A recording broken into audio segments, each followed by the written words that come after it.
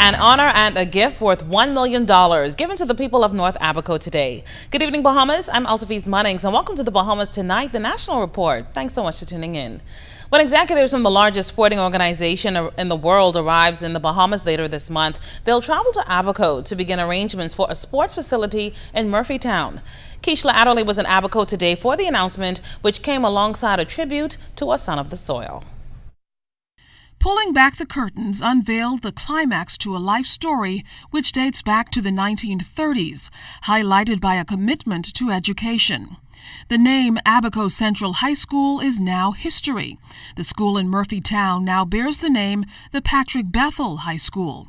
And the 30-year veteran in education's honor came with a gift to the community as well. FIFA, the International Soccer Organization, World Soccer Organization, will make possible a $1 million grant for a football field that will be under their influence and direction, because they want to put it there, and we have leased to them, I think, 14 acres of land, or maybe reduced to 10, for the purpose of their doing that.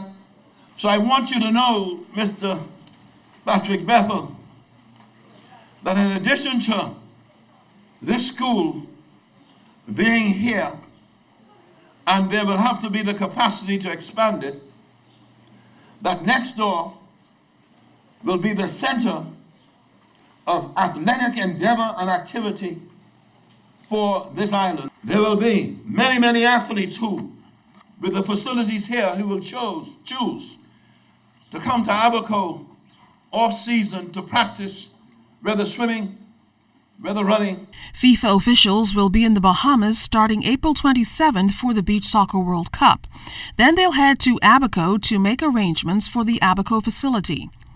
It's an announcement the Prime Minister paired with his own story of perseverance and inspiration. Hilda Barrett, now deceased, Gwen Hall, now deceased. And they brought out in me the very best that I could be. But they made me believe that I just made a big mistake and I must recover from that mistake. Teachers, you are in that position to do that for some of these children.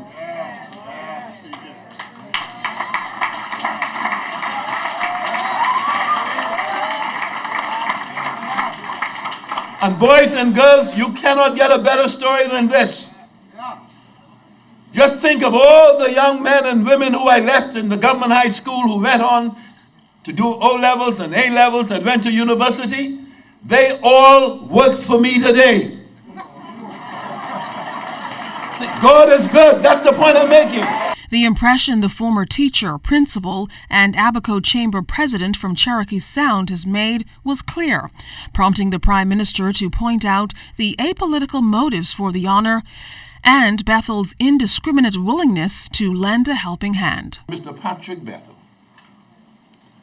you heard the minister describe where he's from, Cherokee.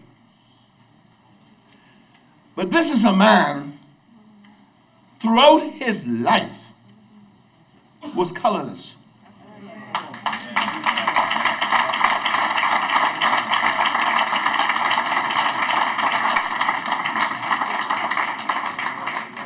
This is a man who would have, when he came out of public life, he